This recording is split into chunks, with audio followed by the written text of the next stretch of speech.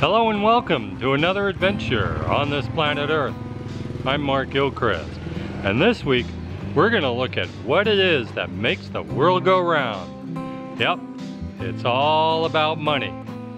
About 20 years ago, I took a motorcycle trip through all 50 states. How many currencies did I need? One. What a luxury. On this trip so far, I have changed currency at least 30 times. So, what is money? Money, what is it? Is it a tool, a device, an instrument? Whatever you consider it to be, you would have to consider it to be the most powerful, effective, whatever in the history of mankind. Yeah, the US dollar, the good old greenback, is a unique currency. It's actually very rare in at least 3 different ways. One is that every note is the same color, green. Also, all the notes are the same size. On the greenback, you will only find dead people, dead men, dead presidents. But also, US currency is made of cotton, not paper. And I don't think it's made out of plastic yet. Anyone know? Let's go to Cambodia, which is an interesting subject. First of all, during some years of the Khmer Rouge regime, they didn't even have a currency. Then after Vietnam came in and rescued everyone, and the UN sent in more than 20,000 employees, pretty much the US dollar took over. And it's been widely used ever since. You can get the US dollar in many ATMs, which is what I did, and use it for your larger purchases, hotels, cars, whatever. Yeah, you go to a store in Cambodia and they will usually have 2 currencies in their cash drawer that they have to fumble through. Sometimes even 3. They'll have the Cambodian riel, the US dollar, and if you go up north, they'll have some of the Thai baht. Yeah, so these people have to do math 2 or 3, 4 different ways. Of all the US currency in circulation, more than half of it is abroad. That's right, less than half is in the United States. The rest goes to the US territories and in 7 countries that just use the US dollar for their own currency. Now, the US doesn't own dollar, at least not the name. About 20 countries use the term dollar for their currencies. Quite often, when you cross a border, buddy, you are broke. Especially if you go from a small country to a large one. People don't want to take the small country's currency. So you're stranded until you can find an ATM. Yeah, everyone knows about counterfeiting, but apparently it's not as big an issue as you might think.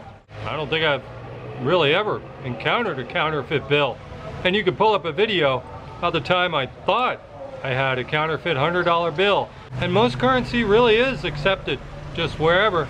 Now, sometimes with the larger bill, you have to worry about marks and condition of the bill itself. You have to go to several places before it's accepted. Have you ever heard of the word redenomination? Yeah, that means cutting zeros off your bills. Quite often in our history, countries have gone through rapid and horrific inflation where their notes were worth only pennies compared to before. In fact, in countries like Vietnam, Cambodia, Mongolia, the US dollar is worth thousands of times any of those. What I end up doing is just ignoring all the zeros. Like with the Vietnam, it just makes it easier. Some countries don't even bother with coins. Their notes are worth so little.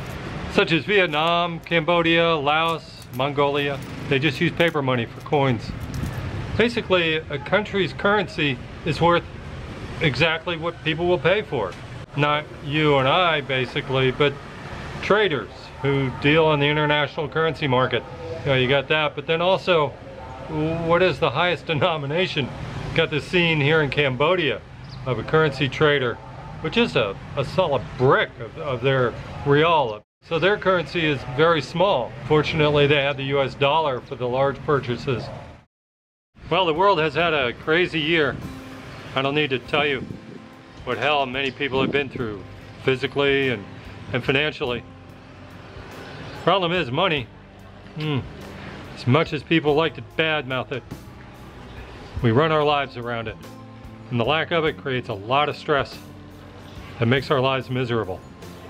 And I hope that through all this madness, when everything settles and we get back on our feet again, we can sum things up and realize just how important that money is. Remember the greatest generation? Talk to them and they'll tell you that living through the Great Depression actually, in some ways, improved their lives.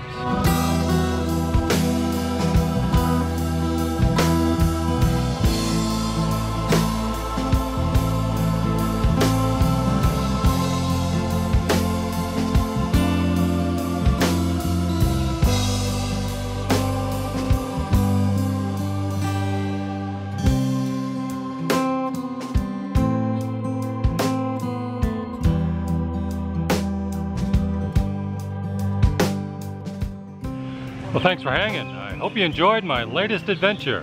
I'm Mark Gilchrist, and I am, and you are, we all are, on this planet Earth.